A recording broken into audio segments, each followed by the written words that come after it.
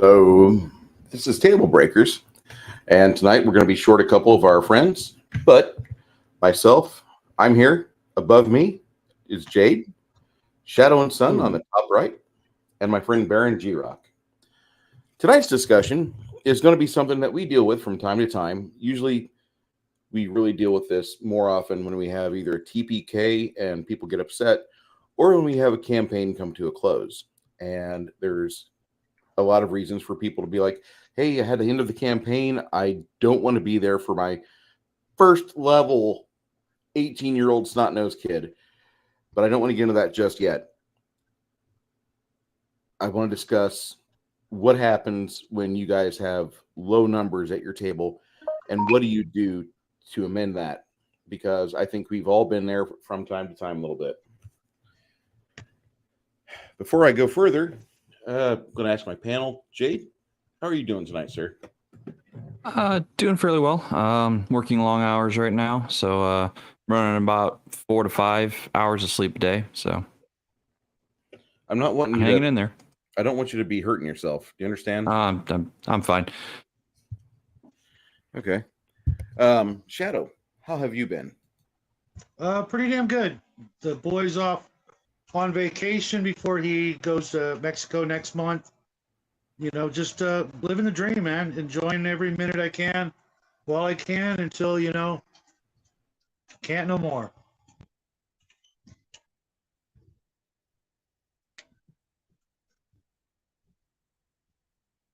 What's up, lady?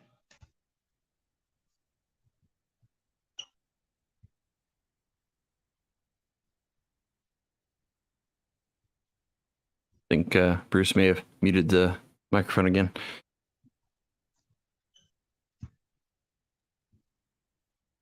What about you, Baron? How you doing today? Yeah, I'm all right. About all I got.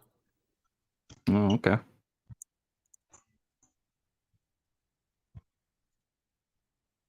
So, yeah, about that local sports ball team. I'm just kidding.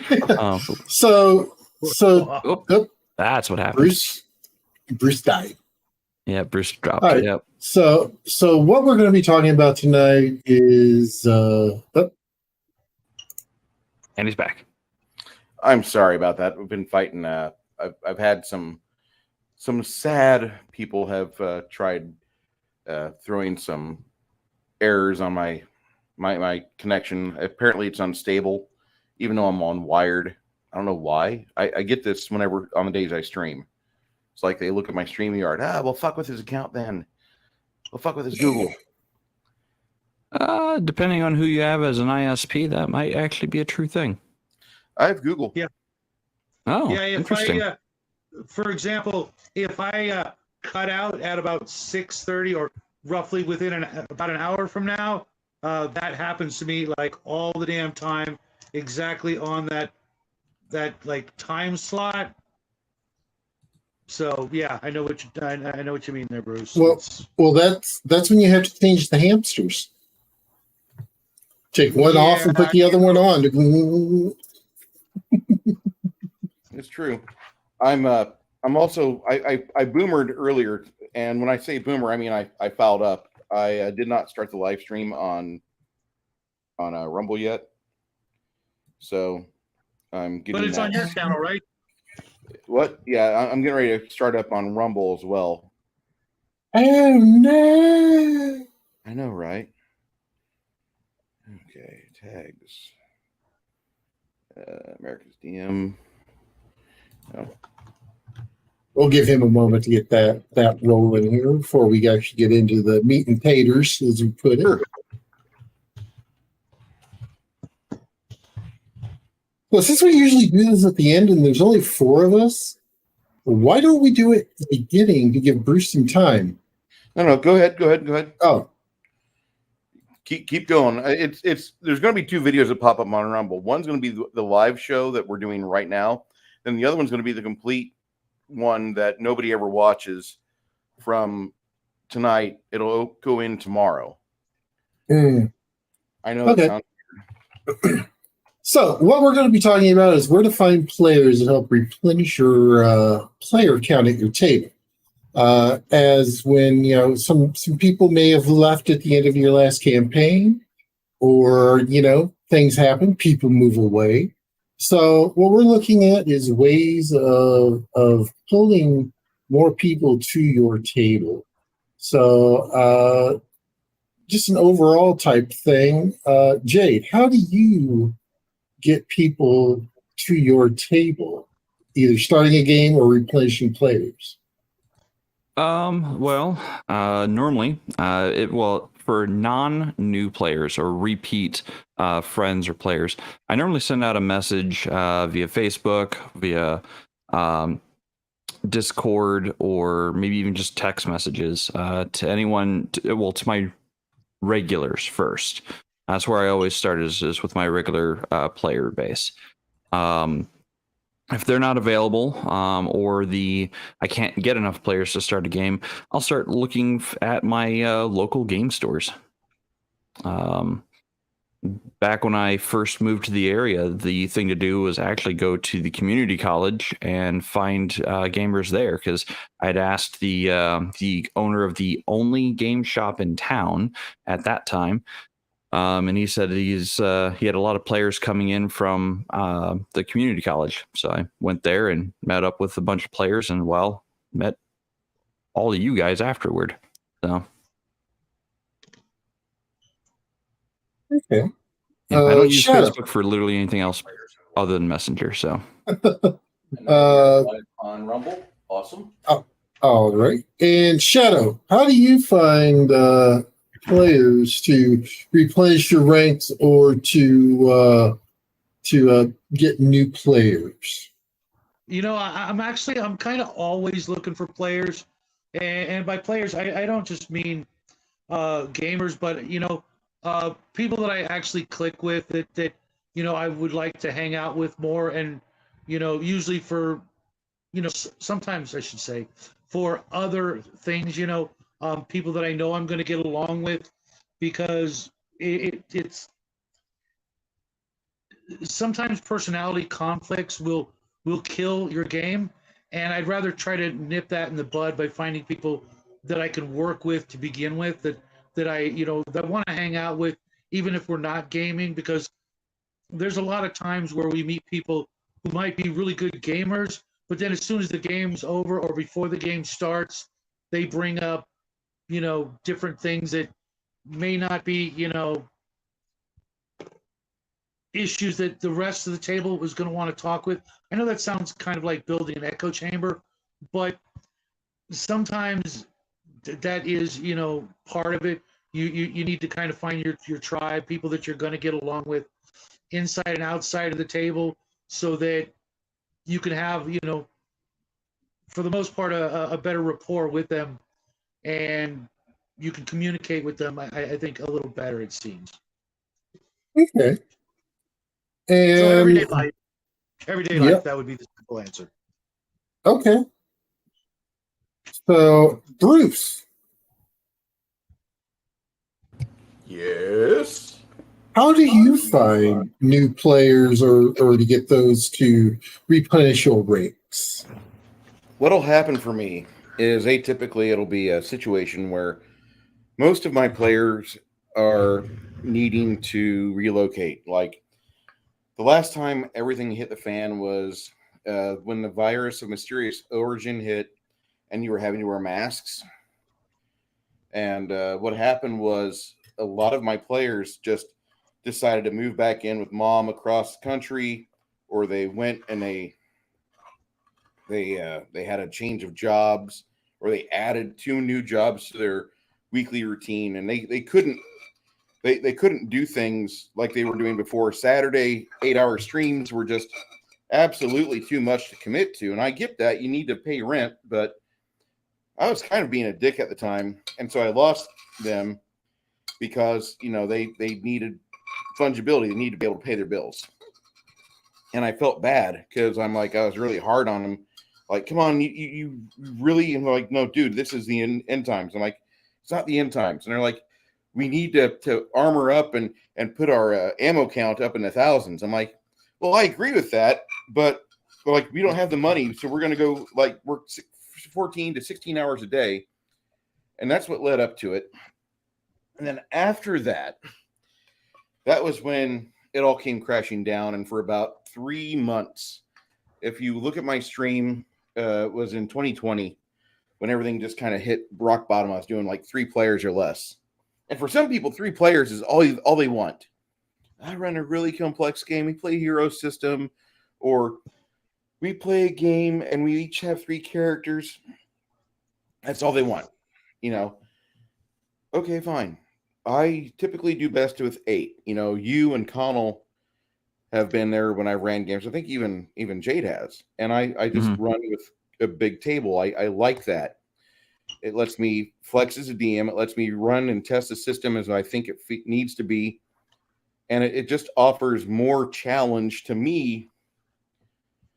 The only problem with a big table, I will say this, is that with games like Pathfinder or high-level D&D, for some people, that is a slow game. Okay, I get it. But after I've hit rock bottom, I start going to the local clubs. I start going on the use groups. I start finding Yahoo groups. Hey, Legion of Myth. I start finding people that are looking for groups. Discord is a gold mine for this. And I don't know if you guys have ever used the LFG channels on any of the affiliate accounts of ours, or friends that, you know, like Legion of Myth has that looking for group, looking for players, looking for GM. And you can mine those, you can work those. And a lot of times I find my table is really just GMs that want to take a break. And so I've got a bunch of people that are playing characters that are very complex, that they're first timers, like Janet, and she's playing a cleric. Then I have people like Chris and Connell and others that are very much just plug and play. This character, he shoots a bow. This character, he does this. And they do that.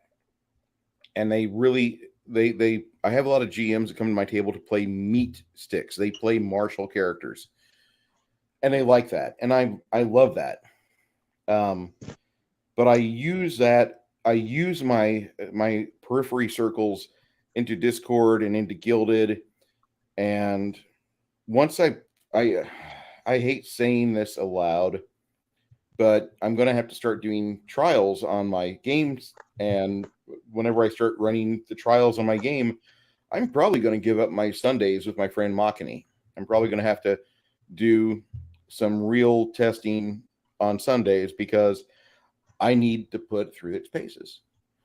And as much as I want to run campaigns, I know I should probably do like one shots, or just grab the old Pathfinder 2nd edition book, the Doomsday Clock, and borrow that and use that as the test bed for what I'm going to push my game through to see how it handles 1st level, 5th level, 7th level, 10th level, 15th level.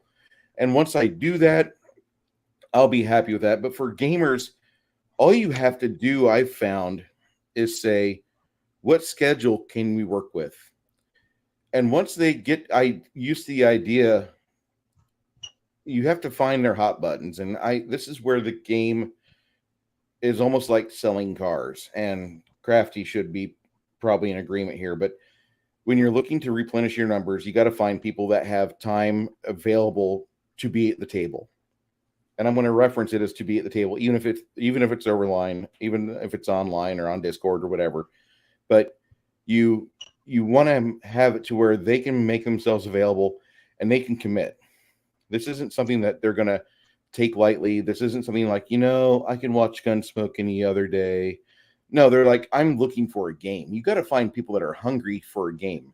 And so like a lot of our Discord groups are filled with people that haven't played a game as not a dungeon master in over 10 or 15 years.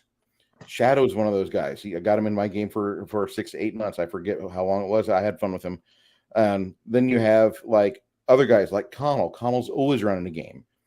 Kai, if Kai could ever commit, I'm pretty certain he would jump in. But you throw it out there to a GM that I'm willing to, here's the length of time I want to run for, and here's what I have. And a lot of people will sell themselves on the idea. And all you really have to do is just find their hot button. And Shadow, once Shadow started playing, now Shadow plays what, 4 times a week? Pretty much, yeah. Yeah, I With mean, more coming this summer. I've already been invited to a couple other big games. this is why we want to retire, guys. Not only that, but One day. Jackie and I are currently, we've been invited to beta test 3 different games, mostly miniature games, but you know, it all, you know, connects, you know, one way or another. You know, you never know what's going to happen in this hobby. That's one of those great things about it. I think those warm markets that we have in our Discord, and I think a lot of us that stream with other gamers, I think like when you find out how everybody's preference is, like if Baron G Rock wanted to play, I would want to set up a time where he had availability, and I'm like, you know, brother Ronaldo had a son, right? We need to talk about his adventures. Shadow, if I was going to recruit Shadow into a game, I'd be like, Shadow, I'm getting ready to start up a 6-player all paladin group, and you're not just controlling the paladins. You're not only controlling the paladins, you're paladins with leadership. So there's going to be like a whole fucking caravan following you, this holy crusade. Good luck. And he'd probably jump on board. If I was going to try to sell something to Jaide, I'd look at Jaide and be like, I'm looking to have a game. Yes. you had me at looking for players for a game. You had me there. Yeah. So I'm just saying that whenever I'm looking for a game, as a dungeon master, I don't get scared at the first 20 no's. On my end of it, whenever I'm throwing it out there, hey, I'm getting ready to run a game, I'll get 100 people to say, yeah, I want to play. But they don't bite. They don't jump. I got whole Discord channels that are full of my friends where they're trying to kick around a day where they can all sit down and play either Hero System or Delta Force or what is that? What's the Cthulhu Delta? Delta Green. Yeah. I would avoid that like the plague right now. But yeah. Well, the new version sucks, but the older version was great. Same people. The new version is written in 2020, whatever. It's not the game I want to give money to. But if I had an old version, if I had a pawn shop nearby that had it, I could see that. But we've also, like, Tablebreakers has got a good market of people that see us every week. And so if you actually went out and chat, if you waded through chat and be like, hey, listen, I'm having a game on this day. Can you make it? Can we set up a time for you could try to get along with the group? Because I would wade right in there. 6 Nations, 31 Kings, Flayed 1. I would go right in there. I'd be just handing out the cards like, we're going on this Discord channel. We're going to play here. The first 3 sessions are not going to be aired on live interwebs. After that, we're airing it live. So if you want to just like have your avatar there and have him jiggle whenever you speak, that's great. If you want to have your camera on, that's cool too. I like having cameras on. You don't have to have your camera on yourself. Like Shadow, you can see his face, but you also see that he's not distracted, but he's kind of focused on putting minis and crafting together. And I like that because I can see that what he's doing is game related, not my game related, but he's thinking about games. He's thinking about shit. So he's multitasking, and that's good. With Baron and with Jaide, they usually have the focus on the camera on their faces, so you can see whenever they're happy or sad, and you can get that bounce back. Now, I don't go Shauner, and I'm not trying to say anything negative about Shauner, so let's not have hackles up. But whenever Shauner plays, he likes having the faces on cam because he wants to see people's reactions to what's going on. That's kind of cool. At the same time, he goes into a very deep RP session, and he would prefer you have voices, accents, inflections. I'm not going to demand that much. If I can just get your voice, I'd be happy. If you want to go with different voices or different accents, you can. Jaide did an amazing job with the Northeastern accent on I liked it. Other Eh. people were slamming it, but I enjoyed it. I mean, I- I'm not from the Northeast. I'm from middle of literal nowhere. In central United States. So I have the nothing accent. So You have the accent, which has been used as a baseline standard for journalism Yeah. for over 50 years. yeah, you're not wrong. So I just want to have everybody, whenever I am needing players, I really kind of figure out my focus of who I want or what is the type of person I want. And I go for that area first. Like if I want to have a bunch of people that are into like Rift style RP or Palladium style RP, I would go over to Legion of Myths Discord and I'd advertise there. If I wanted to have people that like what I run, I would probably just wait into my own chat section and be like, here's a day where we're playing. Can you show up? Can you play? Here's how we'll do characters, and give them the particulars of it in the Discord itself. You want to have a Discord server with the pinned information for how to roll up characters right there. So when they enter it, they see exactly what's going on, and they know what the stakes are. They know how serious or how joking this campaign can get. With me, I don't want to have it too serious. I don't want to have it too joking. I prefer adult, but I can run for kids. I'd rather not. No offense to kids. Just grow up, okay? Just get over 18. So I want to have a game where my players enjoy themselves, and that's what I strive to do. Now, in the process of that, I want to enjoy myself. And sometimes I got to eat crow because, like, sometimes a player will be like, well, actually, this rule in this Pathfinder book says this thing right here happens. And I let you have that. Fine, you get it. Whatever. I think we've all been there. I'll turn it back over. Go ahead, Garrett. What other information do I need to answer on this? So kind of going with our little clockwise thing got going on here. Bruce, actually, let's go back to Bruce. We'll go the opposite way. Yeah, man. So you said that you use like the local game stores to pull that. So what do you do in those game stores to kind of drum up excitement to join your game? First, I'll probably have a day where I go in there with my books and miniatures, and I'll run, and I'll do like a basic level 1 adventure, not a super joking one like We Be Goblins, although a lot of people would probably enjoy that. But I would probably do like something from the Dark Moon Veil series that Paizo did. Like whenever I ran my last con game at a store, I ran 2 sessions of, I think it was J2, where the kobolds were in a dwarven temple. And one of the guys that was playing a dwarf, like, he didn't know the Paizo dwarves were like the ugly, unloved children of Paizo Pathfinder world. And so he's like playing the dwarves like they're Tolkien-esque dwarves. Oh, we should never allow these kobolds into our holy sanctum. We should destroy them. He's just going all out on his Sean Connery-isms. And I had one of those, well, actually, PFS players telling them all about like how Paizo hates dwarves, and this was the only time they were really focused on dwarves way back in 2008 or 9. And I kind of felt sorry for the player that wanted to play this dwarf in a Tolkien-esque fashion, because there's none of that in the campaign world. Now, at my table, I'd rather go Tolkien-esque than Paizo. I like dwarves, not really big on what Paizo wanted to focus on, which is everything not traditional.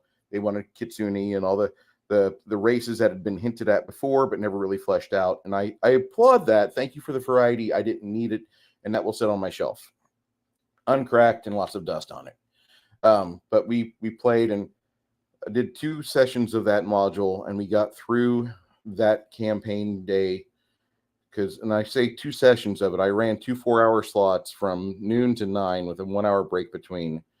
And my players at the end of the day, 4 of them stayed. I had 8 for each slot, and 4 of them stayed all the way through it, and they really liked it. And then I started running there consistently. And I say consistently, I mean like This is also a place where you had to lay down $60 for a day of gaming in their room because they have smoke machines and high media setup, and they had it. I mean, if you go back on my channel in 2017 and 18, you can see the videos, which are not that good because I think I had a cracked camera lens, but I was videotaping that from Night Watch Games, and that's one of the best places I've ever been. That's why they have the 2019 Gamma Award for Retailer of the Year. Two of their rooms are completely closed off and insulated, so you don't hear what's going on in the main store. You get to hear only what's going on in your room. You have a smoke machine, you have multimedia suite, you have a really good Mac interface. If you use Mac, if you have Windows, well, you're kind of fucked, and I'm kind of fucked. But they give you everything. They give you these really big, comfortable table chairs that are from like the 17th century, and I don't know why, but they had these antique chairs from a table somewhere over in England, and they had Night Watch Games goes above and beyond. You pay for the experience. And so for like a year and a half, I paid on the weekends to go there, and you just run consistently. Every DM James says, I would quit playing RPGs altogether if my only choice was Pathfinder. Dungeon Master James, that was the last big box games that I really liked. Now I'm writing my own. Good to see you, sir.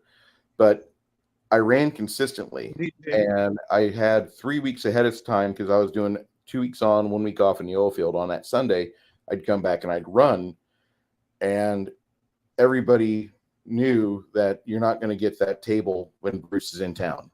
They started respecting me so much, expecting my money. They would write it in for me and take payment whenever I'd show up in town every third week. So that was how I managed to get the group I have today, because 4 of those players are from that time. And then 3 other players are friends of those 4. And that's really how that turned out. And then Janet, I just bumped into her online, started streaming with her, and now she's part of the crew. Don't ever mess with Janet, by the way, I found out, because like her entire, like whoever she streams with, like she'll take your chat, they are her roadies. She has such a good crew of people that are like, she says, I'm going to be streaming this Friday. There's already like 20 people saying, we'll be there for you. We'll be there. And I can't wait. I hope to see her. And hopefully her sister shows up, because whenever her and her sister are in the same panel, Oh God, discussion about their dad. We don't know exactly how many progeny he had, but we know he had a large family. he was a son of a preacher, so I mean he went out and he seeded. Every stop is harvest. I love the guy. I want to shake the man's hand. He had 5 amazing girls at home. Probably has some brothers. Anyway, like just and if you ever want Janet to be on a stream with you, I recommend Bring Wine. It's great. Flady says, okay, back had neighbors to deal with. Good to see you. I really appreciate streaming with her, because she's brought a new dynamic to my channel. She's really brought a great dynamic to the channel. But whenever she has her Friday night shit show, as she calls it, and that's what it's titled, the Friday night shit show, it is a interesting stream. That's all I'm going to say. this is true. I think I was on the inaugural shit show, and it was an experience. That's all I got to say. It's not for the faint of heart. No. So, Shadow, what about you? Have you ever curated from the local game store, either either currently or before? And what did you do in order to curate those players? Well, back in the day, my very first game was, typical teenagers around a dinner table. But the very next, and for the next 3 years, I worked at a great double game shop. One side was the games and the comic books and all that good stuff. The other side was just a rented giant room with ping pong tables, some arcade machines.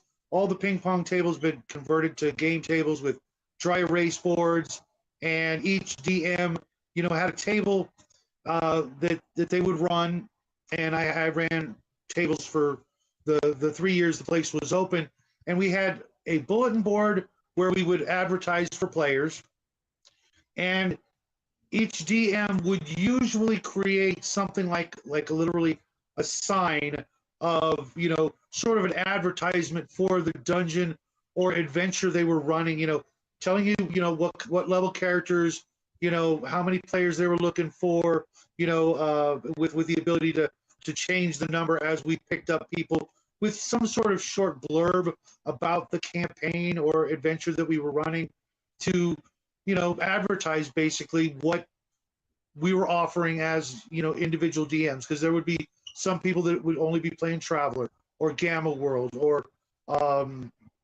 Space Opera and other games. I was running Traveler and AD&D, mostly AD&D, and I would say AD&D game for 6th to 9th level type of thing, because people would just come in with their characters that they'd been playing at their dinner table, heard about the shop, and maybe wanted to get a little side quest going so they could come back to their group and go, oh, look what I got from this better DM, and kind of use that to their advantage, or vice versa, and just advertise what you were going to run. But at the same time, the bulletin board also was a great place to meet people for games outside the shop when the shop was closed, or maybe people, especially the adults who wanted to partake in certain, other extracurricular activities while gaming. You couldn't do that at the shop because, they didn't have a liquor license and, things like that. So they would, recruit players to come to their homes, of which I was invited to a couple. One game I was in was very adult, and I learned a lot of, crazy things about the real world doing that. But it was a great experience to, meet a lot of different players and learn a lot of the skills that a lot of DMs, just don't get, because they're playing with the same players over and over and over again. Something I, kind of fell back into the trap after the shop closed. And, if you can get to your local shop, I highly recommend, giving it a chance. We don't have a shop here, but, you can meet some new people and, pick up some tricks, especially, if you're going to go later on and run a game after playing. You'll maybe you're new at it, and you want to pick up some tricks that your players are unfamiliar with. Maybe they're new monsters and how to use them, or new uses for spells, or new traps you could design. There's so much you can learn that you'd be really, selling yourself short if you don't give it a try. All right. And Jaide, what about you? So going to the game shop is, for players, for me at least, is a relatively new thing. Again, most of the time I had, a collection of players that I could just call up and be like, hey, game Friday, be there, and they'd show up. So finding new players wasn't really a problem for me for a very long time. It's only been a recent issue for me, is because everyone has, grown up jobs instead of, not grown up jobs, i.e. school, Paper routes, and everyone seems to have these weird schedules because nobody works a 9 to 5 during the week anymore, except very fortunate few, it seems. I count myself lucky to be among the fortunate few who do work a 9 to 5 job, for 5 days of the week. So a lot of the people I used to game with have vastly different schedules. So, I haven't been able to game with them for a very long time, which is really unfortunate because I'd love to get those tables back together. So what I've been doing lately is I've been going to one of my local game shops. I have actually 3 within a half-hour drive of my home location. One of them's 2 blocks away. I will go to that one occasionally, but the one I prefer is actually about a 10-minute drive away. it's a smaller game store, and I don't know, the clientele there, I just jive with them a better, I think.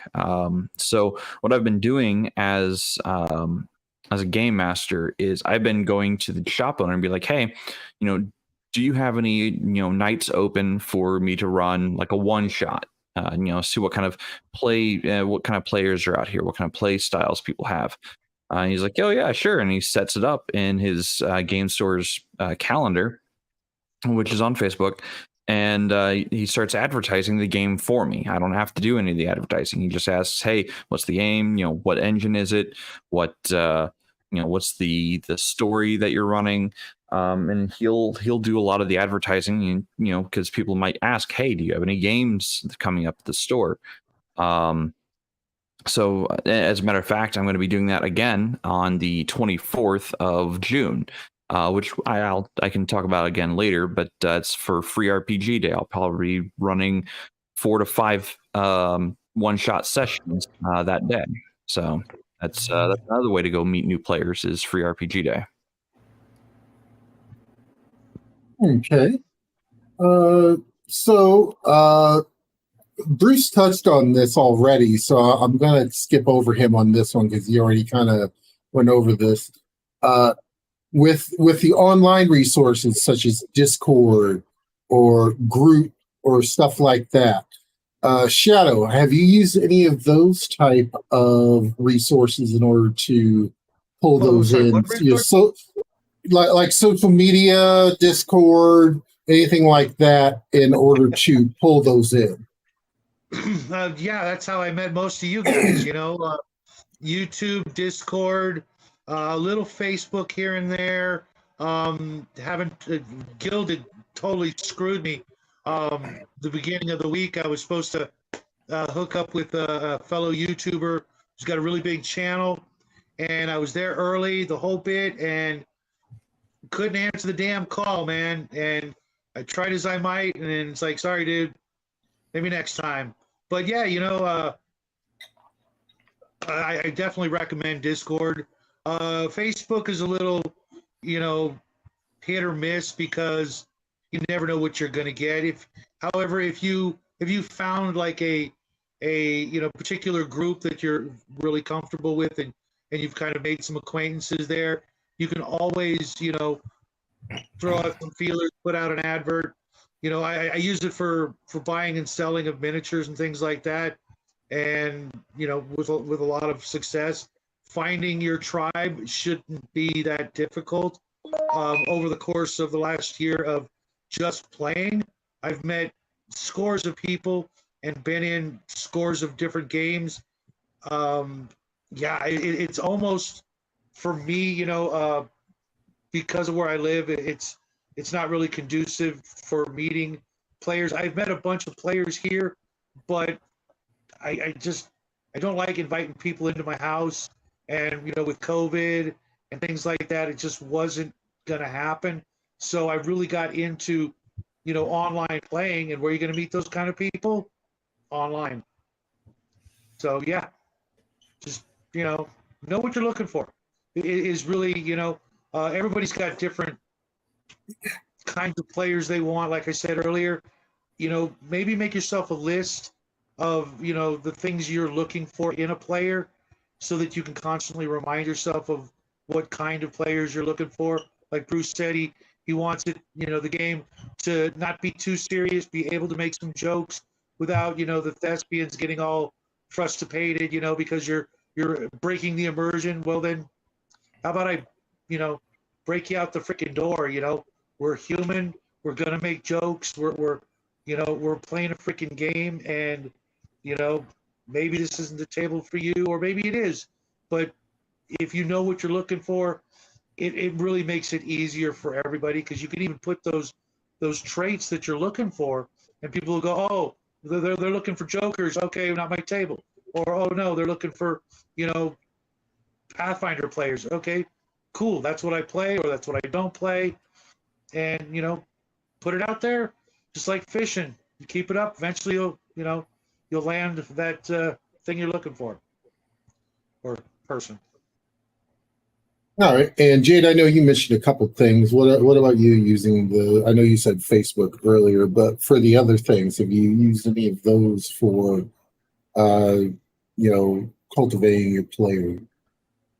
For cultivating players, not yet. I am so I have been cultivated, so to say, by use of online.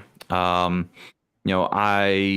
actually part of multiple Discords. I'm part of the Index Card RPG Discord. One of the other ones is Kane's Kiln. And I've gotten into games at those Discords. Other places I have looked at getting into games, but haven't pulled the trigger on because one thing or another. Facebook is one.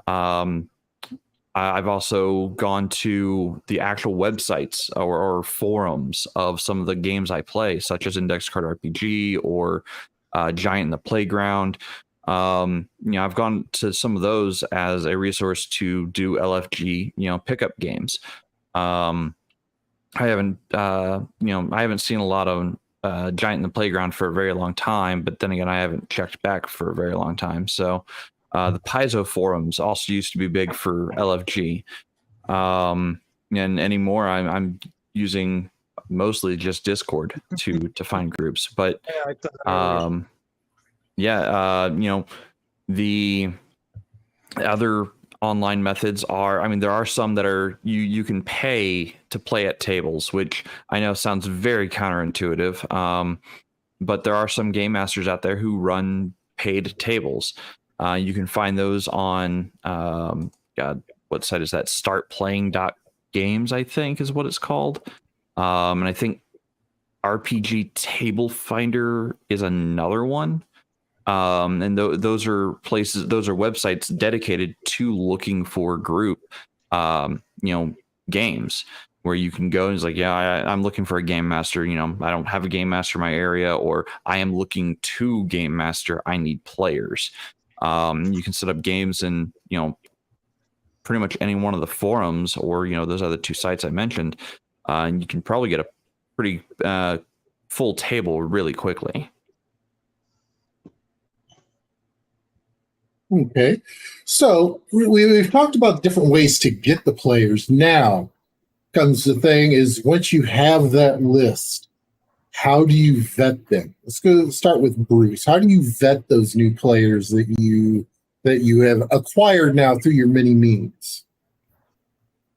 All right. So what I'll usually do now is I'll run multiple sessions of the same adventure, or if I don't see any new people show up at the game store, I'll just, all right, well, we'll continue where we left off.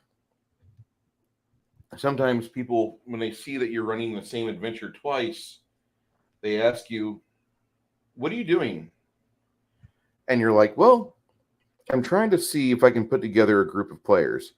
I ran this last week with 2 groups of 8, and they seem to have fun, but I've got 6 people from last week that are here again, and they're saying that they want to play some more. They don't want to play the same game.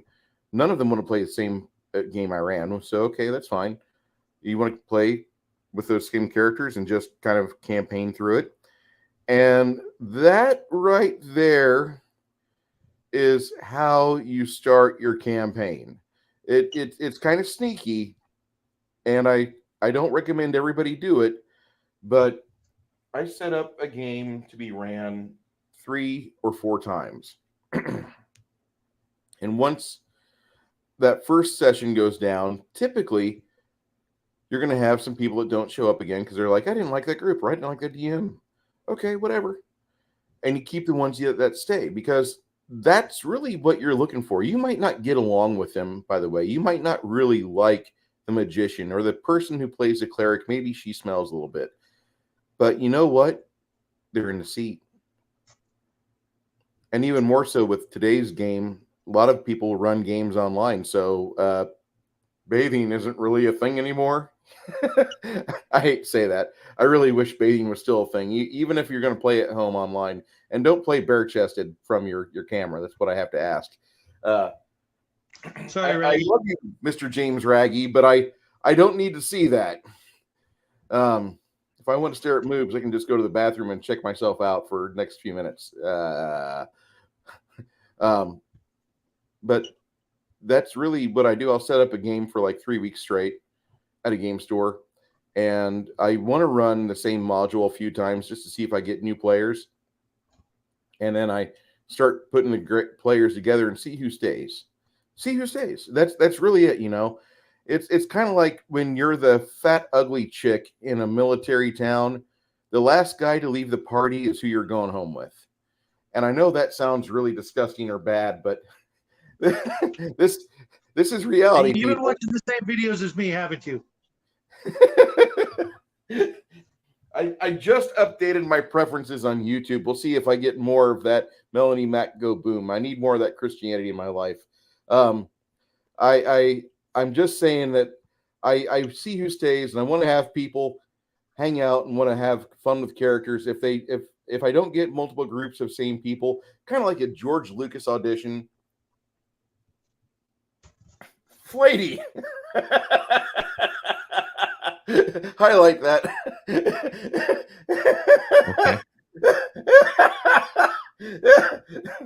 Grotopotomia and Malos. I can't even say it. Between that and it smelled like smoked salmon. Okay, so you're looking to have players, and I try to run the first 3 sessions as the same session, just with different groups, and I'll George Lucas my way to finding players that want to stay and partake. Now, however, if the first session goes over so well that you have 6 out of 8 players stay, and they're telling the other players, like, hey, listen, he was going to run another module, but the 6 of us showed up again. We're going to start a campaign. Do you want to start a campaign? Then sit over here. And now they're running recruitment for you. So for a while there, I had 12 players in a first level Pathfinder game. And that lasted for about 4 sessions when the store told me that I had to stop running such a big group, which I felt kind of offended. And I'm like, why? And they're like, well, there's only so many room for chairs here. And that girlfriend has been sitting on her boyfriend's lap the whole time. And it made somebody uncomfortable. I'm like, they're married almost. They've got the date set. They've got rings. I mean, she's okay with it. He's okay with it. There's no coitus at the table, I hope. I just, I want to run. They're like, Bruce, you have to tone your game down. And that's what Night Watch did. They kind of put the brakes on me with 12-player cap, 13 people in the room. And that was where we got stuck for about first 8 sessions.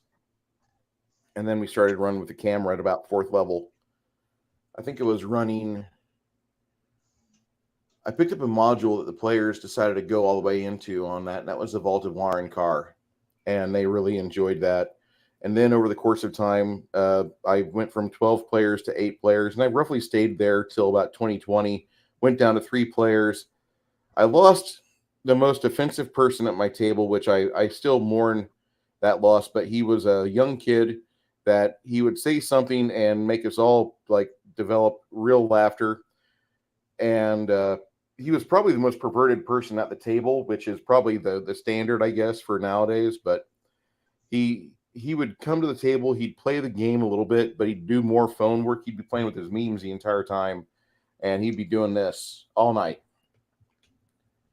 So I managed to keep a high amount of players over the course of about a year, and then I went down to about 8 after about February of 2019. And there were players that for a while, when I first moved here to San Antonio in 2013 and 14, I had 2 guys that would they'd drive up from Corpus Christi 2 hours away, sleep on the floor in the spare bedroom where I had, and I was running with 8 players at my old townhouse that I had too. But I mean, that's the type of game I want to run. I want to have a game where, like, you have friends that come over and they basically sleep on the floor, and then you run for like 12 hours over the course of a weekend. That's the ideal game, in my opinion. I know that sounds maybe a little bit untenable on a long-term basis. For a full year, we did that once every 3 weeks. And that worked out pretty well for us. All right, Shadow. How is your vetting process go? It's not going to be for everybody, but if you're a bubblehead, you'll know. Pick a kind of a nice restaurant and invite a couple of the players to it. Maybe as many as you can get to go, and you'll learn a lot about the people.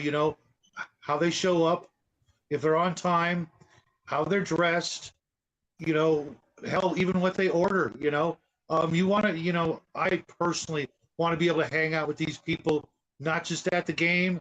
Develop a decent relationship. Because we're talking about getting into something that's going to be, years.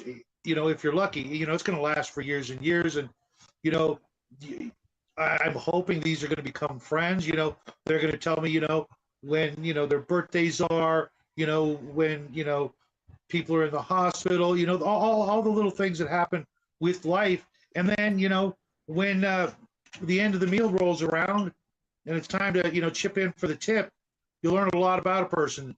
I had this one guy. It's like, I don't tip. What do you mean you don't tip? I don't tip.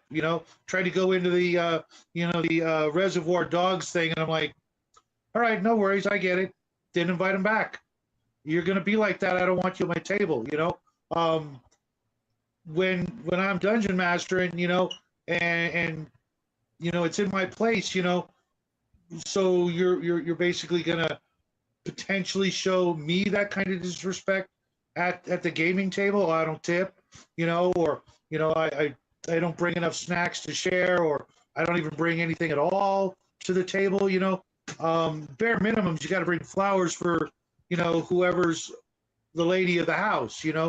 Simple common courtesies that manners that we've tossed out the window.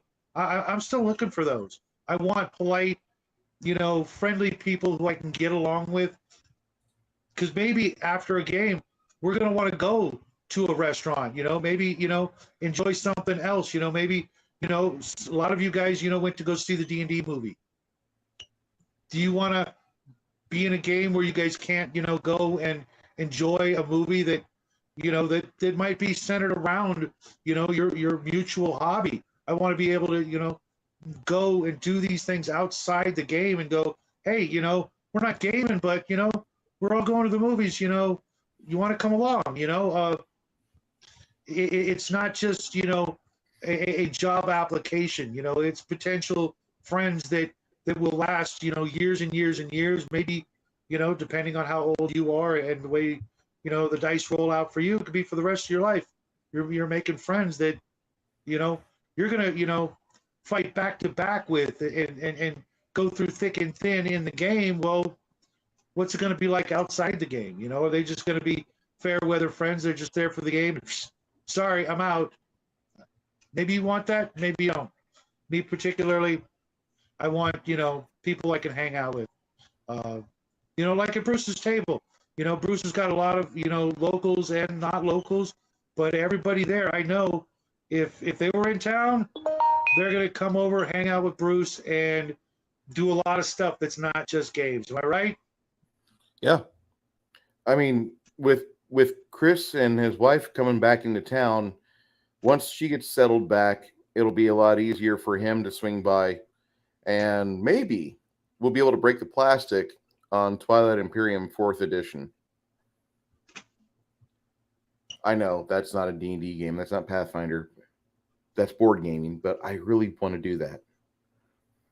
Exactly. Sometimes you might even want to invite a player over for a non-role-playing game. We're playing a big game of freaking Twilight Imperium. That takes a bunch of good people you can tolerate for a very long period of time under a very stressful situation. Yeah. Just don't ask them over for diplomacy. Yeah, I was going to just say that.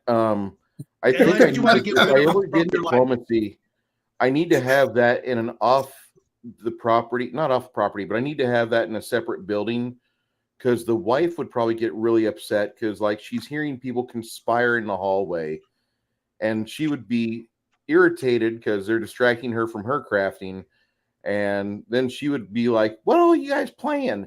And then somebody would tell her, and then she'd be like, "Oh, hell no, ain't nobody gonna hurt my husband." and the mama bear shit would come out.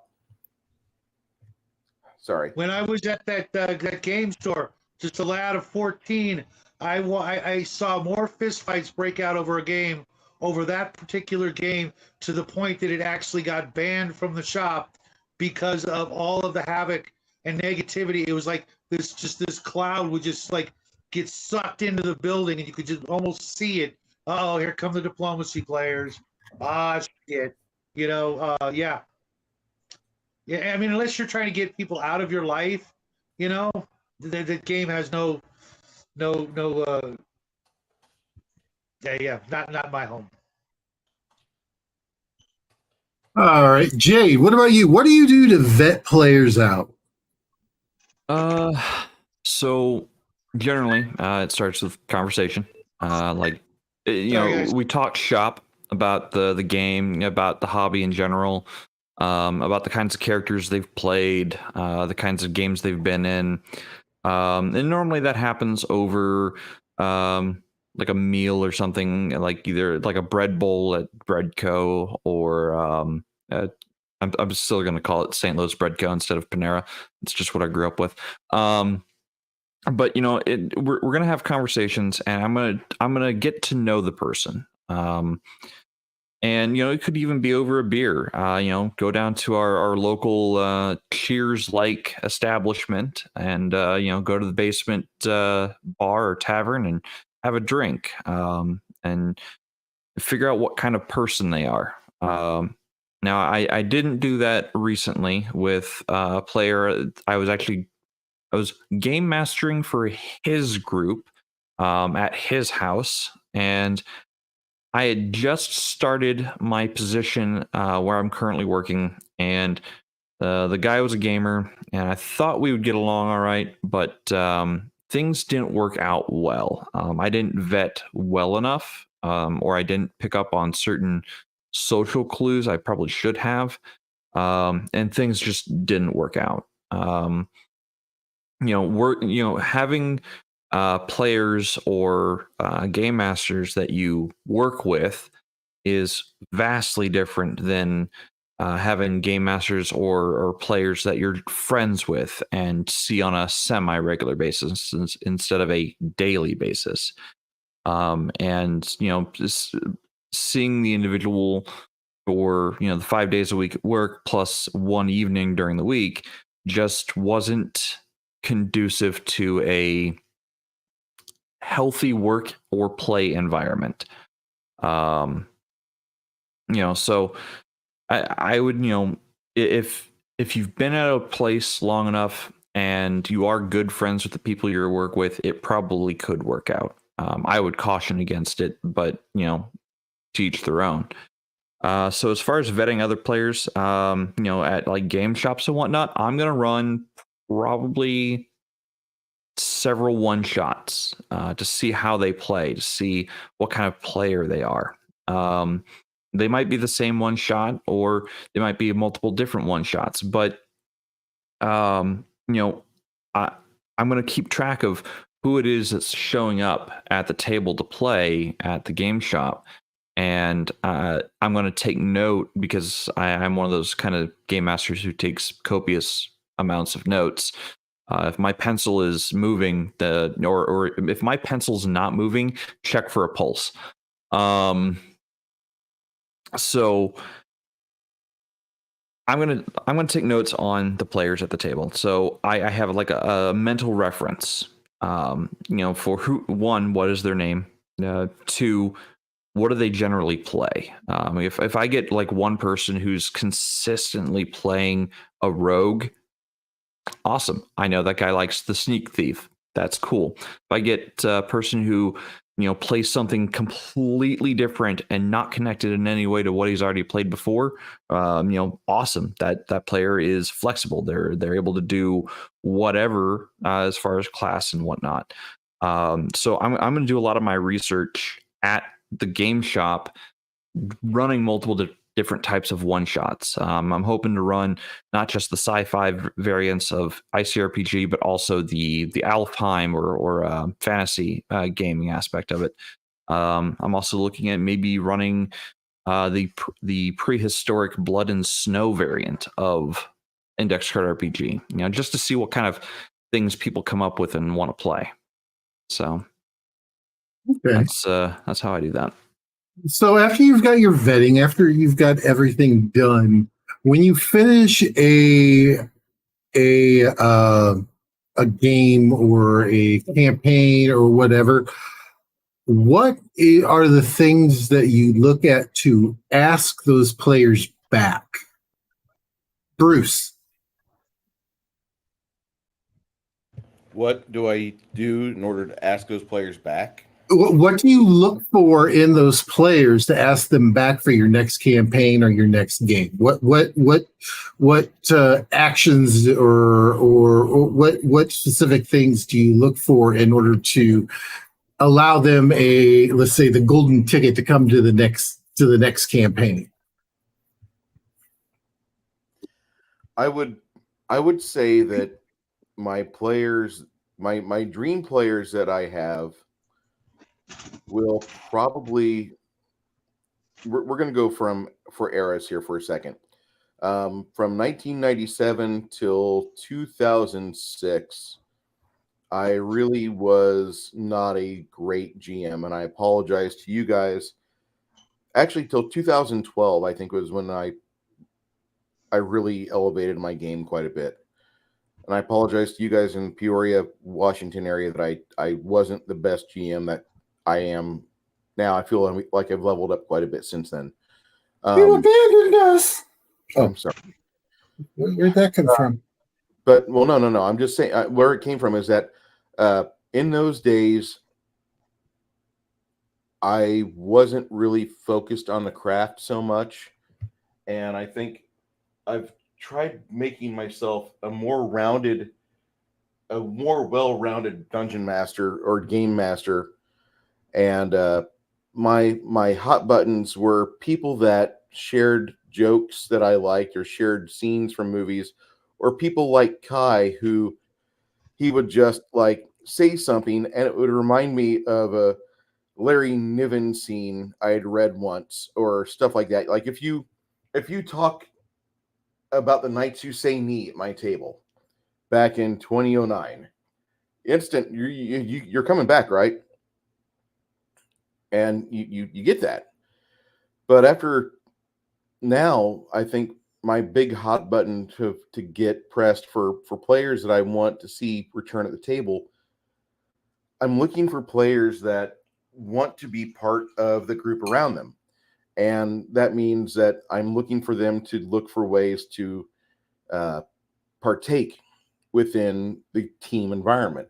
So I want them to kind of realize you at the table are all they have to rely on. You and the resources you bring with you. And now I'm getting that more and more and more. Because I learned at a very young age that if you suck as a GM, you can deus ex machina and things will work out and they'll return to the table. And I kind of was the one GM back in the late 90s that I would be at the game store every night off that I had, unless my girlfriend demanded otherwise. And we would go do other things like boyfriend, girlfriend would, but she realized I liked that store and she would come and she'd watch like 80% of the time. She got a kick out of it. But I wasn't that good of a GM. I didn't stick to the landings too well on games. And I've gotten better at that, I feel. And now, whenever I'm running a game, I'm trying to assess who's trying to benefit the party. And so whenever you see my games in action, like you'll see me give real proximity and priority to players that do that. Like, I'm going to say her name again. And if you are playing a drinking game, you're down 4 shots if you start now. But Janet from Another Planet absolutely embodies the entire thing of Team Cleric. And when I say Team Cleric, I mean she's in it for the members of the party. She's there to help out their cohorts. If their hirelings are present, she's there to bandage them up. And then afterwards, she says, Bruce, I really don't know much about Freya as a person, and I would like to know more, but I don't have the time. But I'm going to tell you that I'm going to take Freya off, and she's going to go off and probably just do a sermon for people that need to have some spiritual guidance. And then after that, I'm going to go plant some wheat. Okay, cool. And that's what I am looking for people that are there bandaging up the party or helping them prep for the next session or figuring out what they're going for and what resources can they acquire, what can they focus their team effort on. And I'm doing that more and more and more as time goes on, because as much as the game I run in the black and white text tells you, well, as you get more powerful, you get these more powerful things, and you just hit this ramp, and it's a treadmill that makes you fatter. And that's basically Pathfinder or any basic 3ed or further version of D&D. It's like playing WoW if you just follow the book and don't vary off the path too much. You just make your players cooler and richer, and the game bogs down a little bit at 12th level and above. But if that's what happens, that happens.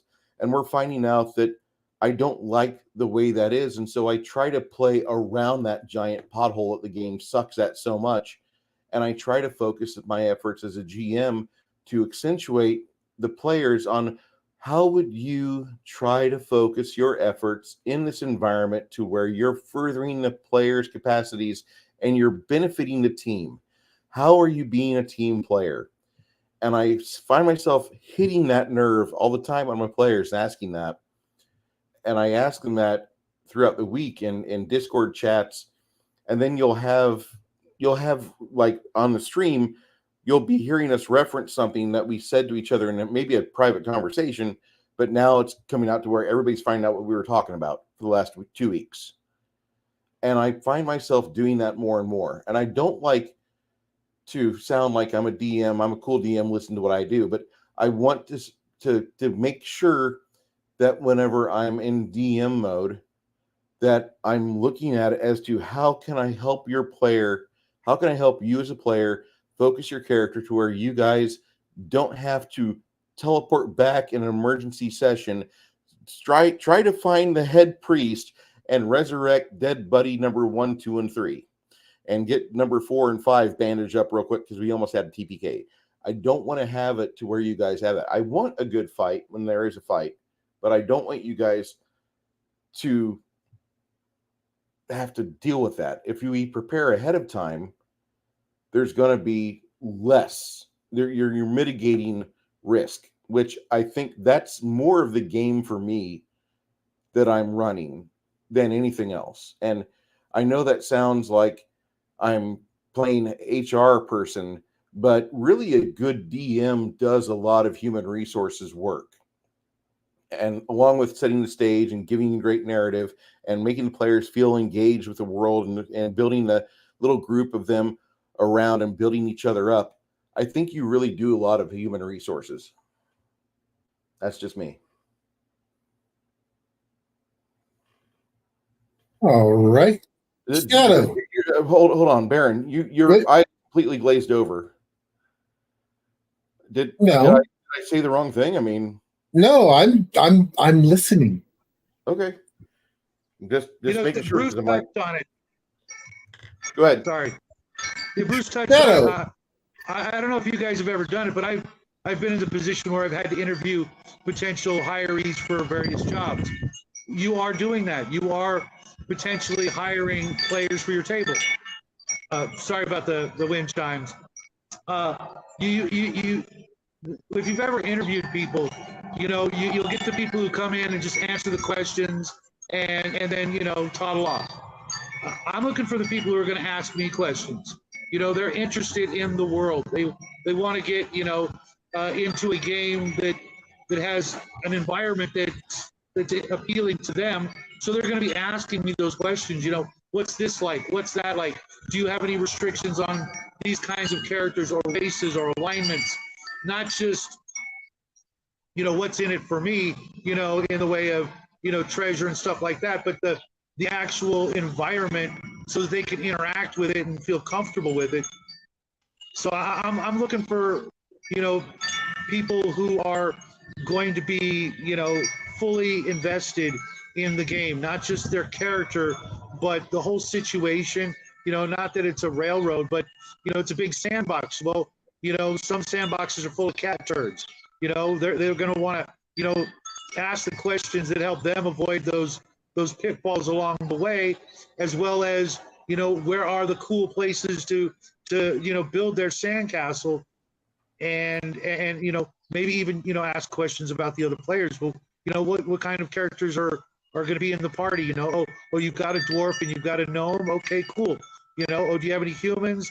That sort of thing, so that they can start getting ready for the game to fill the right spots. Not just to go, well, I'm going to run an elf too. Oh, we've already got 4. Well, I'm running an elf. Okay, well then we don't need you, because we need some humans and some hobbits and whatever.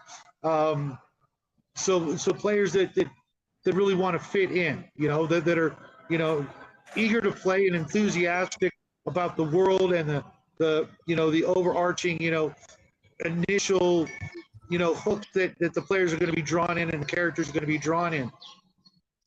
So yeah, just like with interviewing potential hirees, you want the people that aren't just going to answer the questions and hope they made it, and if not, they're going to put in another application somewhere else. You want people that are kind of hungry for the position. That's simple for me. So what we were talking about is after you finish the campaign for your next campaign. You're talking more along the lines of bringing them in. Well, it's the same thing. You mean with the same players? What do you? The question is what do you see as things that you would do to invite them back to the next game, the next campaign? That is what the question was. They have to have got along with everybody else that we're potentially going to bring back. If they were the problem player, well, that problem will sort itself out. You just don't call them back. People that the other players are saying, hey, is Fred going to be in the game? We want Fred to be in the game. That's a really good indicator that person or that player meshed with the people that are going to be in the game. You want it to work out as good as it did last time, so you're going to look for all those clues that they got along with me, they got along with so and so. When they showed up, everybody was happy to see them. All the signs that make up a good player don't necessarily mean that we want them back as a group. They could have been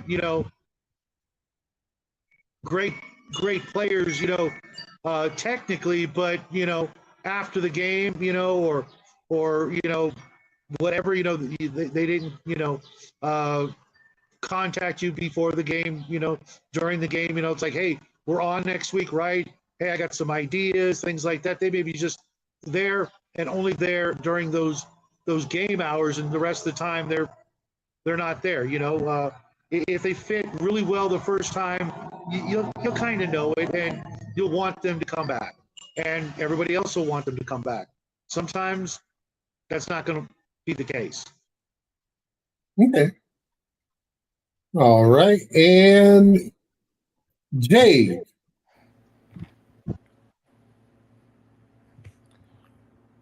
Sorry, I was fiddling around with some wireless communication nonsense. So the question is, how do I get those players back at the table? No, what to you is the defining factor to invite them back to your next campaign? What's their kind of their kind of golden ticket to get into the next campaign? One, they have to be team players. Like it can't be solo mode all of the time. I've had players who want to play the edgelord who can do everything by themselves. I've had multiple of those at the table. As a matter of fact, I had an entire table that was nothing but edgelords who could do everything by themselves. They didn't have any gaps in their weaknesses, or so they thought. I quickly like. Huh? What was your TPK like? I like it. I was about to say I quickly disabused them of that notion. Their TPK was actually, so they were all playing edgelord rogue characters. So they were like, yeah, we can kill everything. I'm like, yeah, except ghosts. They're like, wait, what? I'm like, and wraiths, specifically wraiths, because you can't crit them, you can't sneak attack them, and they do con damage. What do you have? What are your stats? Not con? I thought so. And the things quickly devolved to, oh my god, we're so screwed very quickly. Especially at, I think it was like a level, it was a party of like 6 or 7 rogue thieves of some kind. I think I had one scout in there. It was D&D 3.5, and I had sent a dread wraith after them. If you know anything about 3.5 dread wraiths, they are planet killers. You let one dread wraith through or loose on a town, and you have an entire town of wraiths, because that's what they do. They drain things, cons, down to nothing, and then re-raise them as additional wraiths. And the party was not expecting the villain that they were hunting to be a necromancer, 1, and 2, to be willing to murder an entire city of, I think it was like 200,000 with one dread wraith. They weren't expecting that. They quickly learned a very valuable lesson of having a cleric in the party is a great idea. And not playing selfish players or selfish characters is also a great idea. But anyway, so I digress there. The golden ticket for my table, if you've been invited once, you're likely going to get an invite again if you were a team player. I've said it numerous times on this show, and I think I've said it a couple times on Gatekeepers. I have kind of a ranking system for players. And it's the Japanese style of ranking. It's, S through D. So S is the absolute, top tier, I want you at my table at all times type of player. And those players are attentive to the game. They know what's happening at any given time. I can ask them literally anything about what has happened in the game thus far, and they can recite almost word for word what has happened. They are on time or early, typically early to my tables. We do a little bit of chit chat before the game starts, but once the game starts, most of the side chat is done, and they are focused wholly on what is going on at the table. Other qualities of my S rank players are they not only know what their character is capable of doing, they don't have to do a lot of page turning to remember what their character is capable of doing. They have it either all written out, what they need, or they just know it. Now that I'm moving more towards index card RPG, rules light versus rules heavy and crunch heavy of 3.5 or Pathfinder, a lot of that whole memorization and page turning nonsense, that's just going to go away. Like, I'm not even going to have to worry about that, because I'll give them a pack of index cards. I mean, here you go. Put all your abilities on the index cards, so you just have them available if you need to reference them.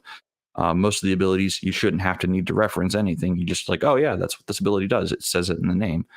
So my S tier players, automatic golden ticket in every time. Anytime they're like, hey, I want to join your next game, I'm like, yeah, give me your days available. You tell me what days you have, and I will try to work around your schedule, because you're an S tier player. Now, A tier players, they engage in a little bit more side conversation than I typically like, but that's fine. They are still tentative to the game. They know what's going on. I don't have to ask them, hey, what are you doing? Where are you going? They're like, oh yeah, I'm going to go over there. I'm going to do this thing. I'm interested in doing X, Y, and Z. And oh, that NPC over there needs help with something. That might be a plot hook. I'm going to go investigate that. They are looking for the adventure at all times. They're looking to to actually play the character and role play, more so than roll dice. So, if you were there to role play, a character and really get into the narrative that's going on and help, tell the story as a group and be a group player, you're in my table. Like I want those kinds of players. Because that makes my life easier. All I have to do is plan out that night's, debacle, that night's shenanigans that I'm going to pull, and see what happens. Or, I might have a roll table of, oh, okay, so you went and did this roll. Okay, this is the result of that. Or players who also think outside of the box. I want them at my table because I think outside the box. I have an idea or a solution in mind on how to solve this thing, but the player goes, well, what if we did this? Instead of doing XYZ, what if we do CBA? I'm like, okay, I don't see why that couldn't work, and I'll go through the natural progression of cause and effect with them. So players who constantly push the bounds of what is possible, I do like those players, and I want them at my table. But the thing that's not going to get you invited back to my table, what makes you a C player or a B player, is engaging in excessive amounts of side talk, above board table talk. Like, if you're here for a casual game, I'm sorry, I am not the table for you. I don't just run casual games. I'm sorry, that's just not me. I run games where I want my players engaged and focused on the game. I want them focused on what's going on at the table, not what did Mary Sue say in the break room at lunch today. Like, I don't care about that. And my wife actually brought something up to me today as we were heading out to get stuff for a double date for tomorrow night, and she's like, I'm going to say something, don't get offended. I'm like, well, I don't really get offended much anyway. So it's like, you are more focused on the thing and never any small talk. Like, small talk does not interest you. And she was right. I hadn't thought about it like that. I'm not a small talk kind of person. I am very much I will talk shop. I will talk, encounters. I'll talk, about games and game related things all day with someone. Or I'll talk about cars and, different things to do to tear a car apart and put it back together the correct way. I'll talk about that all day long. But she's right. I don't engage in a lot of small talk. So that's why I don't care for it at my table as much. Someone goes, oh, hey, by the way, do you see such and such is going to happen? I'm like, no, I don't really care. I'm focused on this. Why is what is going on? Why are you bringing this up? Like, what does that have to do with what we're doing right here? So I'm wholly focused when I'm running the game on the game itself, and players who are not focused on what's happening at the table in that moment, I'm sorry. I'm not interested in that kind of lackadaisical game. That I'm not the table for you, and I'll apologize for that. I am not the table for casual play. I'm more focused. So then we get to my D list players, which the way you get to a D listed player, which is my do not call player, is you are rude, you're abrasive, you are pissing everyone off at the table, including me. That's going to get you away out of my table very quickly because I'm not going to put up with it. You insult other players at the table. You insult me or my wife. If you insult my wife, you're done that instant. You're gone. Like, don't come back. Lose my address. Lose my phone number. Never darken my door again. So basically, be a decent human being, and you won't end up on the D list. Okay. So, and we'll go ahead and start back with Jaide on this one and go back around. Is there any other vetting or any other ways that you attempt to pull people in, or anything else that you're wanting to try that you haven't? or things that you think would be a good idea that would work in additional situations. Can you give me another example of that, like, or an example of that of it that you would use, so I fully understand? Well, like for instance, is there something that some way of attracting players to your table that you maybe have thought about using that you haven't used, a resource that has yet to be untapped for finding those players, whether in a in-person game or an online game? There's a few things I could probably do that would attract players, more players. And some of those would be including, miniatures. I don't really have a large collection of miniatures. It's not something I have or want to spend a lot of time with or money on. Bruce, he's got a huge collection of miniatures and they're all really freaking awesome. It's just not where I spend my focus or money at. Other things I could do to get people to want to be at my table. I mean, I'm assuming that's the focus of the question. Mm-hmm. Is advertise. Put it out in local game shops. Like, hey, I'm looking for players. And kind of engage with some of the players. Like, this is the kind of game I run, and give them the Cliff Notes version of, the concept or game that the pitch basically for my game. A resource I have not used yet is Roll20. So I've used Roll20, for my during the pandemic, to keep the game I had going. They have a looking for group feature. Now, I knew about it back then, but I didn't need to use it because I already had a group. And I was paying for Roll20, so I could have the dynamic lighting and the huge amount of storage necessary to store 6 modules worth of maps and such. And it was great. It was good fun. One of the features I didn't use that I might consider using if I go that route is, well, the looking for group feature. I do believe Foundry also has a looking for group part in or something with its forums. I think I haven't checked out Foundry. I really need to.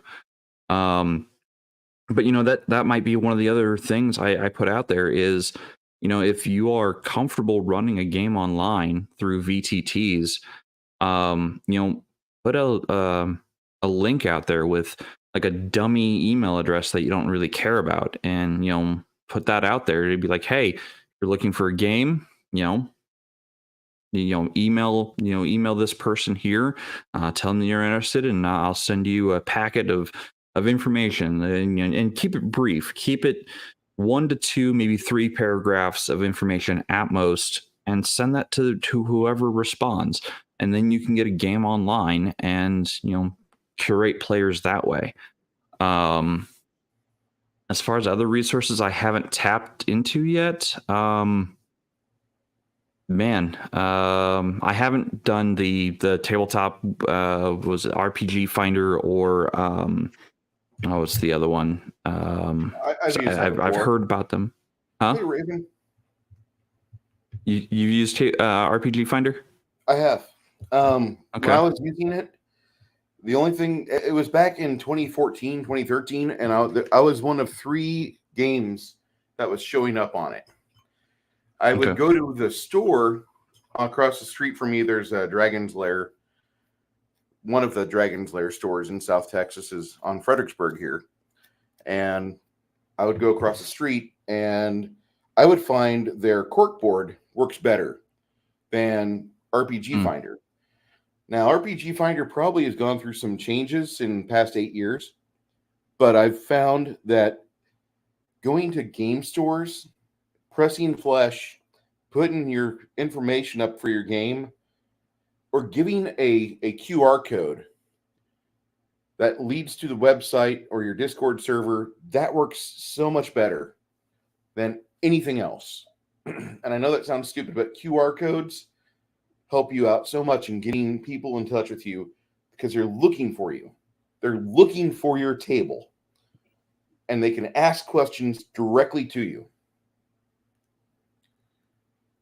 Yeah, so this is just one of them. This is Tabletop Wizard by RPGTableFinder.com. The other one, let me switch screens here, is, and now the one I'm about to show is a pay for one.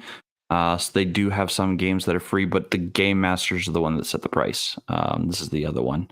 This is Start Playing Games, or StartPlaying.games. Do the Game Masters get paid? Yeah, they're the ones who set the price, and then this website takes a small cut of the game, or of the fee. So I have it set to $5. Let me just go to their homepage there.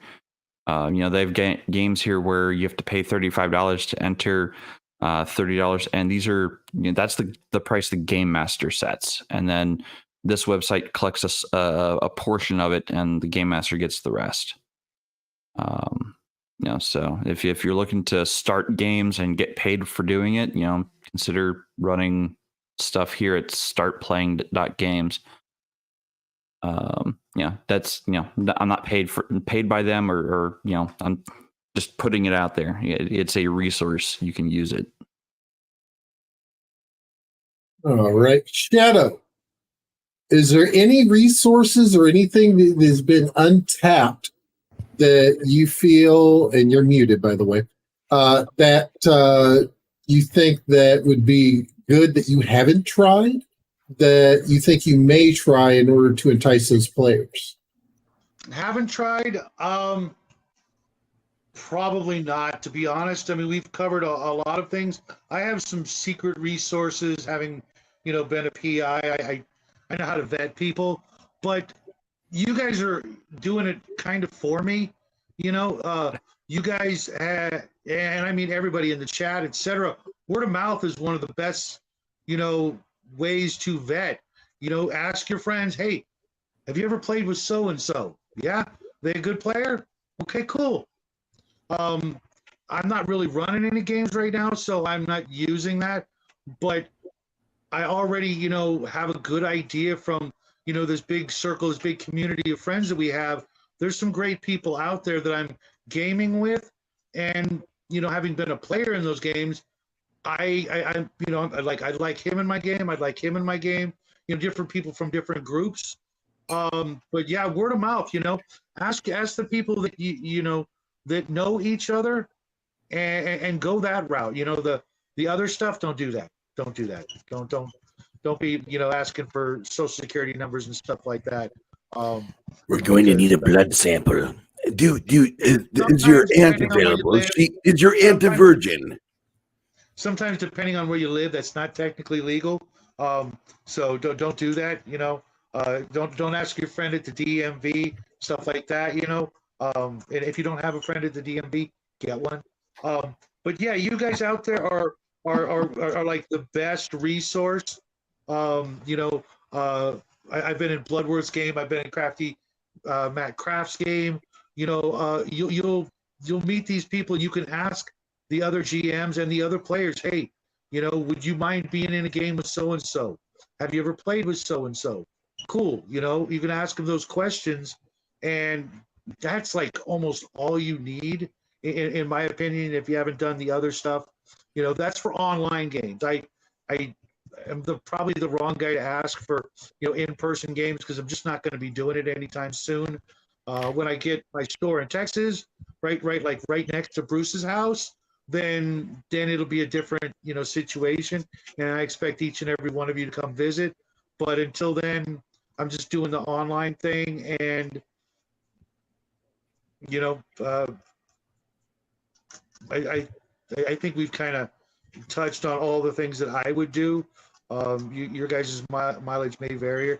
Other things I have not done yet: drug potential players, and then sit there waiting with a smile. Hey, you are finally. Oh, God. Yeah, again, that's also illegal, but probably a lot of fun, just at least to see the look on their face when they wake up. But yeah, that's what kind I of money, actually, to start. Just, hey, multi-gun man, you start your campaign like any Elder Scrolls game. and you just drug the player and let them wake up. Oh, you're finally awake. You've been sleeping the most of the sea voyage. Okay, last but not least, Bruce. Is there anything that you have not, a resource you have left untapped that you feel that might be able to draw more people into your table? I primarily am a mini gamer, skirmish-based miniatures gamer. So I probably will eschew most attempts of people to pull me to like Roll20 or Foundry. This is as close as it gets. I'm not going to get into why I prefer this. It's just the type of game I play, the type of game I run, the type of game I prefer. I like games that have visual components. I'm not against board gaming. I think that can be like I believe either Flady or Six Nation 31 Kings said earlier, a board game night is a great palate cleanser. And doing that with your friends, and most of you that sit at my table, after 4 years, you guys probably know things about me like what day is this? What day what day do we celebrate this birthday? Like, okay, the last table I had here at my home, Chris, John, myself, and then Big Greg had a birthday consecutive of each other. We had 4 birthdays in 4 days. So after a while, we just like, after that 3rd year, okay, bring out the birthday cake. Because we're all birthday boys. And that was something we do. And there's still instances where like, hey, you're going to be in town? Let's meet up over at Max and Louie's. But the resources I don't tap are things like Roll20 or Foundry. I've bought not Albert Rodeo. What do I have? D20 Pro.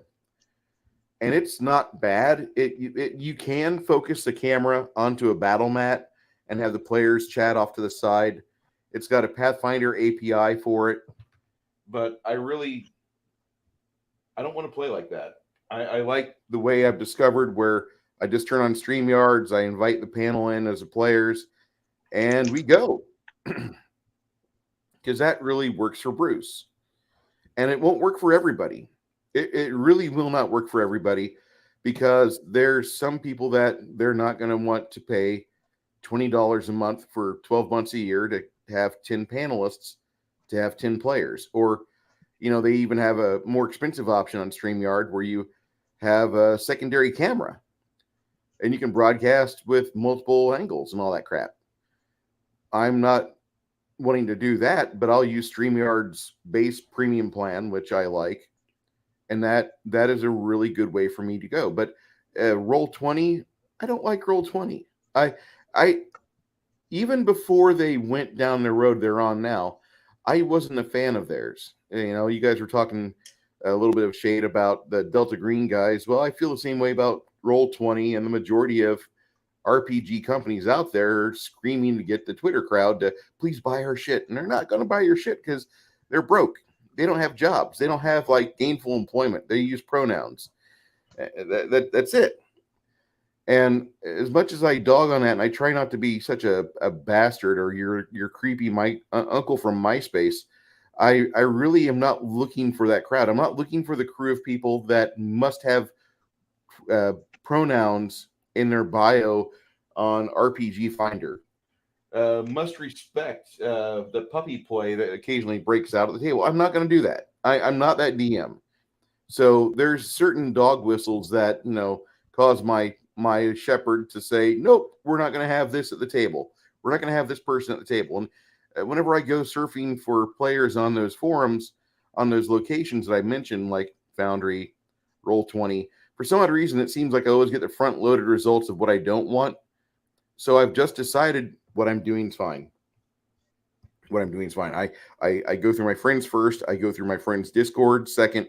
I hit the local game stores third. And finally, like somebody will pop up out of nowhere, like a traveler, like K-Pax, just in the middle of the train station. There's Kevin Spacey wanting to be at your table and play this mysterious space traveler at your table. And that's it. So that's what I work, and that's what I use, because that has worked for me. Not that those things are really bad that I don't like, but they don't work for me. And I don't want to learn an interface when I can just push miniatures around on a battle mat. I have a lot of miniatures. And I give you guys a lot of credit for wanting to learn APIs, for wanting to learn all the various user interfaces out there. That's good for you.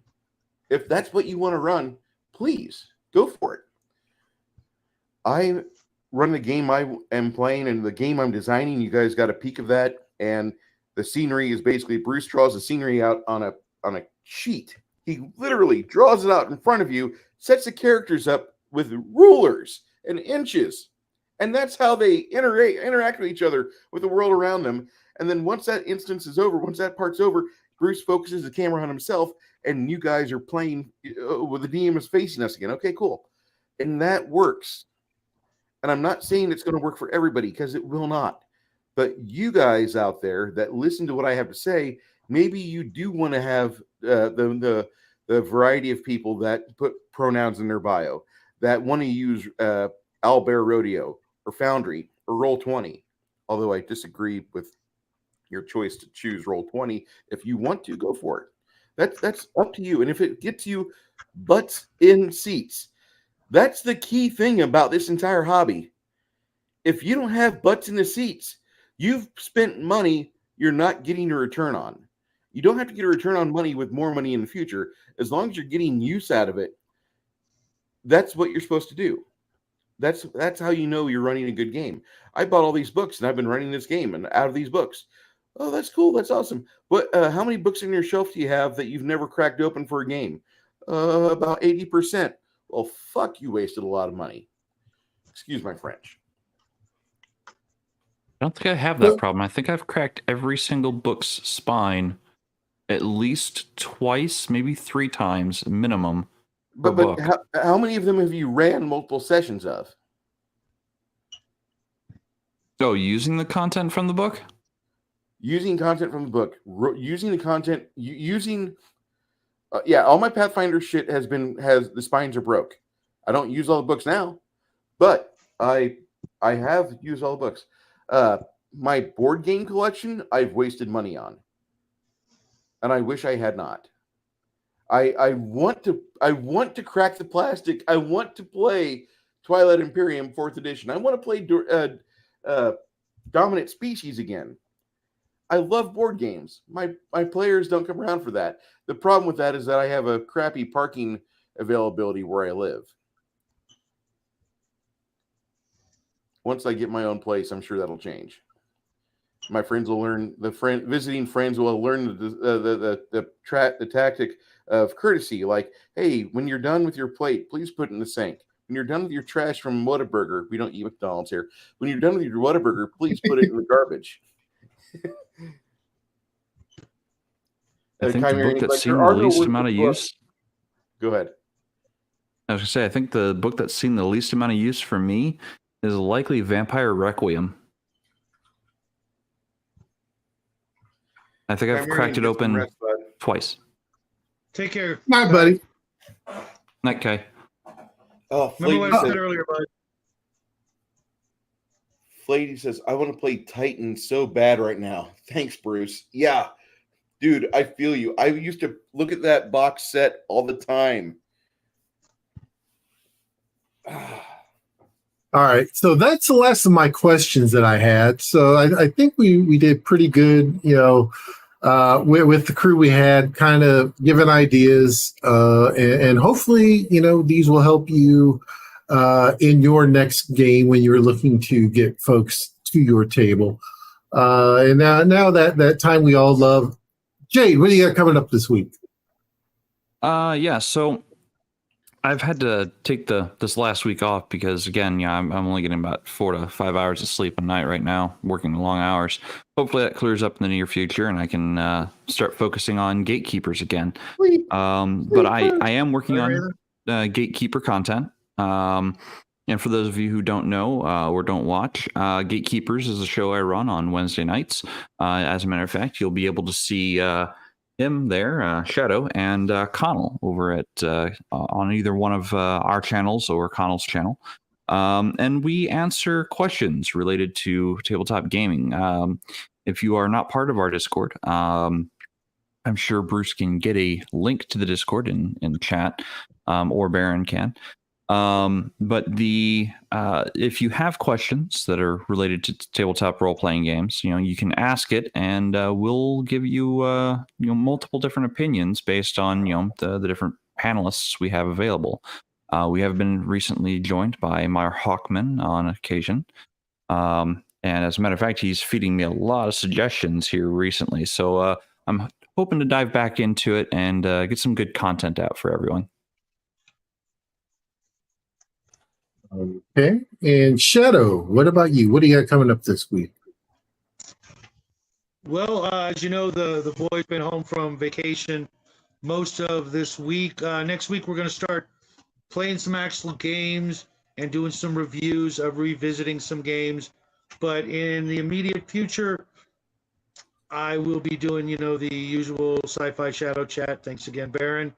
Don't have a topic yet, but we'll have something for this Saturday. And then Sunday, I think we're taking a break from Connell's show because he's on vacation. Connell, hope you're watching the show and enjoying your vacation. And, we'll see you, real soon. But yeah, just like it says in the title, Shadow and Son, me and my son, just doing the game things, the crafts, the painting. We had a real fun painting stream last night. Didn't get too political, although, not for lack of trying. But, we'll be doing the usual stuff, at least for the foreseeable future, till he goes off to visit Mexico next month. So this month we're going to try to, get in and play as many games as we can, and then share our experiences with you guys. Just, father and son stuff. All right. And last but not least, Bruce, what do you got coming up? Oh, boy. Well, I think Friday night, Janet will probably have me on as panelist on her show, The Shit Show, which I do recommend. I just put the Discord link in there for Gatekeepers, and I'm going to grab the Discord link for Janet's channel because she's pretty much turned into family now. And like the other day, the wife and her were chatting on the phone. I didn't realize who was texting the wife, and I was like, "What's going on?" She's like, "Oh, me and Janet talking." Okay, so that's You're like, brave man. Yeah, yeah, and by the way, Requiem for Vampire was terrible in Flady's opinion, and I haven't liked Vampire since second edition. Dark Ages is the only one I really enjoy playing. I like playing Dark Ages, but I also like Masquerade. I really miss Mike Miller's table. That little guy from Peoria has a great table. And you guys know Mike Miller. If you've ever been running around Peoria and you see a young midget, and looks like a young man midget, but he's like Brad Williams' dad, is what he looks like. If he answers to Mike Miller, you want to set up a game with him. He's really good with D10 systems. Anyway, Saturday at about noon 30, I'm going to be assembling the crew so we can adventure forth. And hopefully by 2:30 in the afternoon, I've gone live. But I'm setting it up for 12:30 we go live, and I hope to God they actually do that.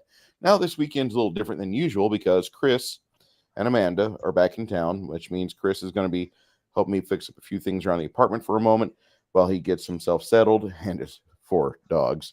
And then we might not see him at the table for a little bit, but we're going to be having his input, and he's going to be moving into the area. Thank God for...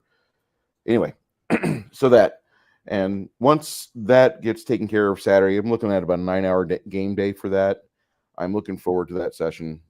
Sunday, I'll be streaming with Machini, and then Monday night, Monday, working with Janet on The Girl, a Guy, and a Movie, and we will be discussing the 1979 classic, The Night the Lights Went Out in Georgia.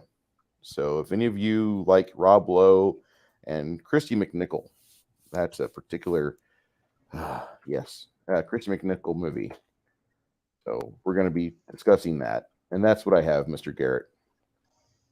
All right. So that's pretty much all we have for tonight, everybody. We definitely want to thank you all for joining us and taking a little bit of your time to listen to us talk about things that we love.